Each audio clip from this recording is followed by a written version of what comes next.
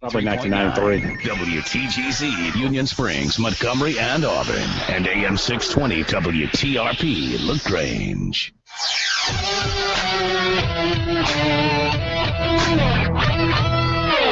You better buckle your seatbelts because it's going to be a show to watch. From Tiger Communications. Jackson, touchdown. For 20 years, East Alabama's sports talk leader. Swing and drive. Mountain right. SportsCall. Oh, what a dunk. Call in now at 887-3401-LOCUM. Right through, he got it. Or 1-888-9-TIGER-9, toll free. Struck him out. And now, coming to you live from the loveliest village on the plains. SportsCall. The opening segment of SportsCall is brought to you by Lee Marketing Group. For signage, tees, web design, and more, call LMG today at 334-742-0197. Hello, everyone, and good Wednesday afternoon. Andy Graham and Randy Lee here bringing you another edition of SportsCall. We'll be with you for the next 2 hours, taking your phone calls and discussing everything relevant in Auburn Athletics right now, and we'll dive into things happening across the world as well. We appreciate all of you out there joining us this afternoon, whether that be on 93.9 The Tiger or tuning us in via the web at sportscallauburn.com. You can check us out on our Facebook page, or you can just send us a tweet at SportsCallAU. You can also reach us at 1-888-9-TIGER-9 toll-free or locally at 334-887-3401. Today's Sports Call is brought to you by Always Money. Always Money offers title loans, cash advance loans, Western Union services, and they buy your gold. Visit one of their many convenient locations or visit them on the web at alwaysmoney.com. Always Money. Easy, convenient, friendly, and fast. We'll continue today to preview Auburn's schedule. We're working our way toward Arkansas, which happens in just 3 more days. Auburn will kick off the season against Arkansas in Jordan-Hare Stadium at 3 p.m. on the SEC Network. Today we're looking at the Kansas State Wildcats, a game that a lot of people are very interested in. It's happening on a Thursday night. A lot of people think that this is a trap game for the Auburn Tigers, so we'll look at them, break down the Kansas State Wildcats, what they did last year, what their schedule looks like this year, what kind of team Auburn can expect to deal with there in Manhattan, Kansas. A lot of things else going on. Auburn released a depth chart yesterday. We'll discuss that a little bit more. Who we think or what our biggest concerns are maybe about that Auburn depth chart, where we feel the most comfortable. It looks like weather could be an issue for Saturday's game. I looked about a week ago. I looked on the long-range forecast, and it was about 20% chance of rain. Then about 4 days later, it was about a 40% chance of rain. Looked on there today, and it said it was a 100% chance of rain. So not good, but maybe, you never know how those things are going to work out. But weather could be an issue. Randy, today we want to open today, though, and look at our question of the day. We're also taking predictions for the Auburn-Arkansas game. The tiebreaker will be total rushing yards for the Auburn Tigers. But just to throw another question of the day out there today, what's your most memorable Auburn opener? It could be memorable for a good reason, could be memorable for a bad reason. I certainly have a lot on my list, but I'm kind of interested. Randy, what do you think? When I look back at some of these games, and you've got a great list put together here, and I think many of us, even if they're not close football games, you may have a memory or a reason that the games are the most memorable to you. So that's the reason that we bring these up. So we'd love to hear from you out there. I guess the one that does jump out to me is 1987, Auburn's victory over Texas, 31-3. I can vividly remember about 10 years old being at that ball game, remembering Texas beating us in 1983. Had read all the stories and saw the 20-7 loss to Texas and how much it meant in hurting the Auburn program from winning a national title in 1983. So we're looking for a big win at home. I think Eric Metcalf was on that team. He was. I think they had some great skill guys. They never got it going against Auburn that day. 31-3, big victory. First game of the season. It was scorching hot outside. Remember being behind the goalpost and dying of heat. Also remember my 8-year-old brother getting lost in the stands, and on the loudspeaker, my brother's name's Craig, and so we still laugh about this to this day, but they went, "Greg Lee, please report to the first aid station," and I'm sitting there, and my dad looks over at me and said, "I bet you anything that's Craig," because he had went down with my mom and gotten lost. So, but that is one reason that I remember that. But again, that's one of the reasons that these games are memorable. A lot of them on this list are losses for Auburn that you write down, though. Yeah, definitely. I remember just as a small, a teenager, just a 12-year-old, 13-year-old in that 87 game, I remember thinking how much that Auburn defense punished Eric Metcalf. Those defenses, 86, 87, 88, even 89, those defenses were what made Auburn really special in the decade of the 80s, and they put a hurting on Texas that day, 31-3. It was very, very memorable. But yeah, I go back to 1989. Auburn opened with Pacific.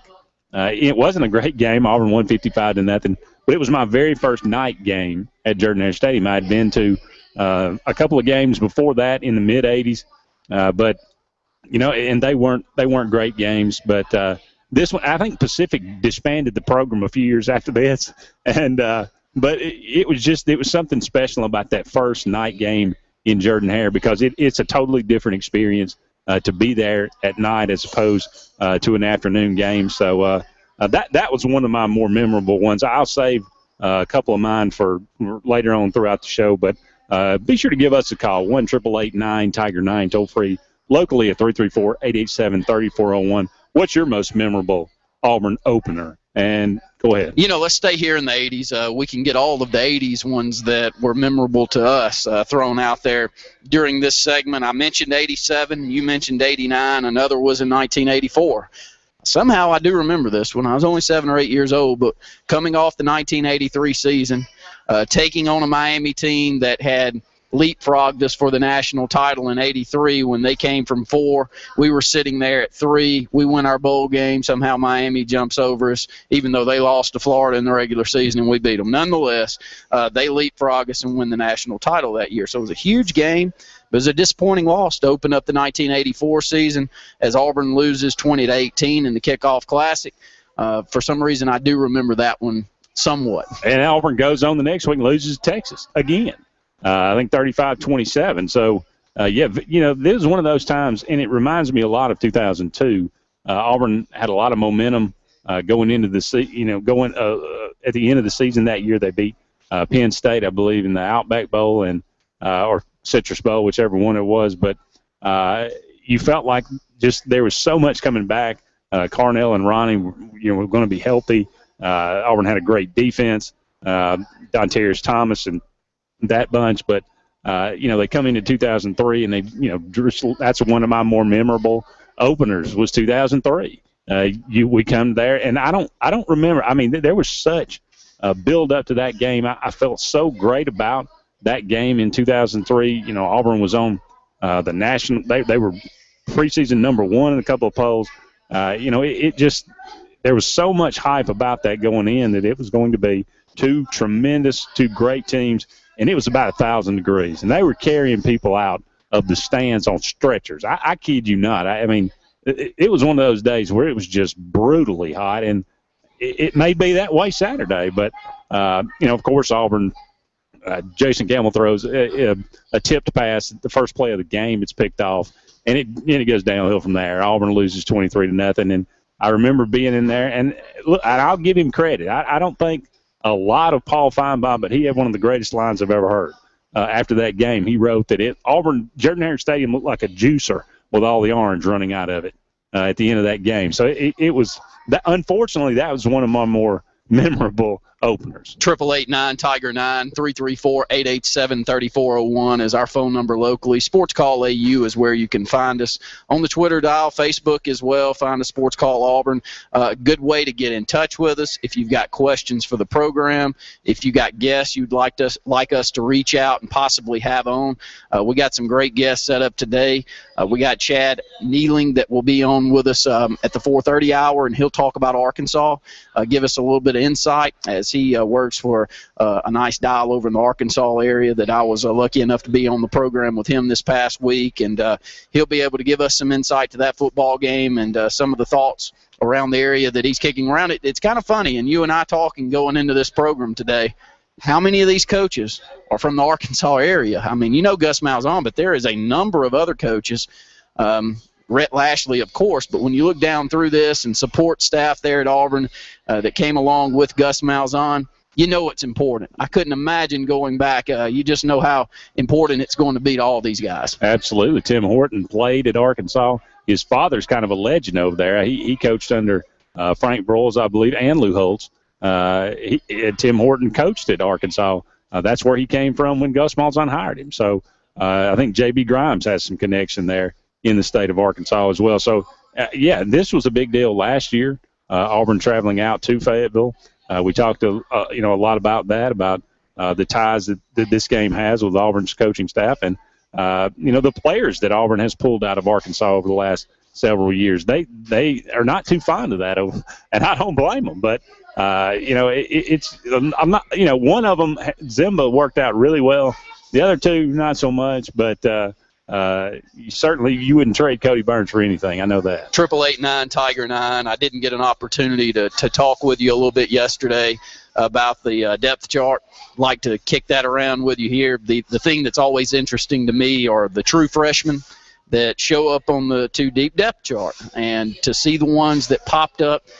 It's always interesting to me to see that it's not the top guys. It is some of the 5 stars, but it's a few of the guys that are on the peripheral that end up in this 2 deep depth chart.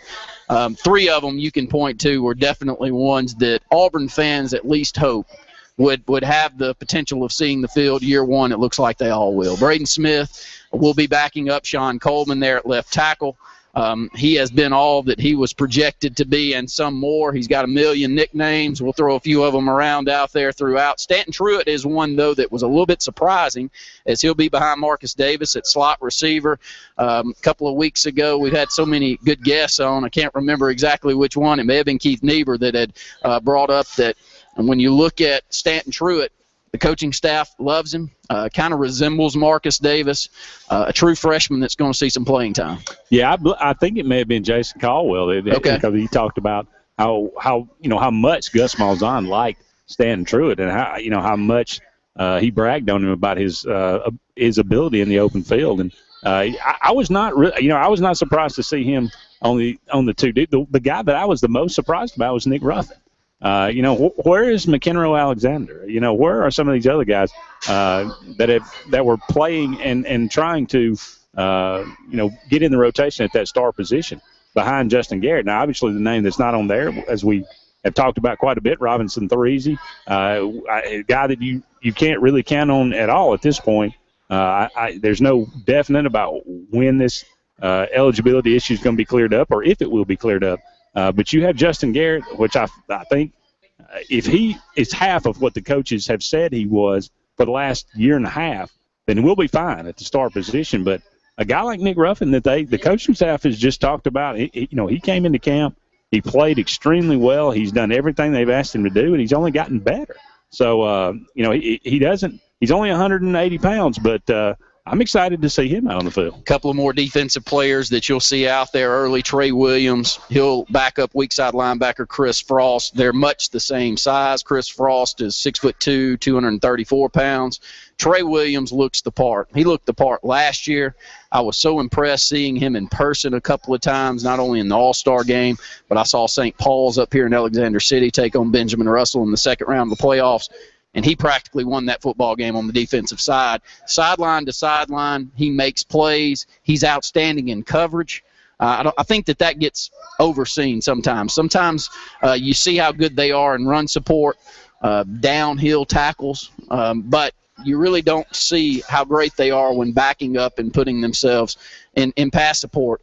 Trey Williams is very, very good with that. I think he'll be on the field quickly, and it looks like Stephen Roberts from over in Opelika, slightly undersized, I'd say, but at 6 foot, 180 pounds, he'll be on the field quickly, and Opelika's really churning them out right now. There's no doubt about it. We're up against our first break here on the Wednesday edition of Sports Call, but there's certainly more to come, presented by Always Money.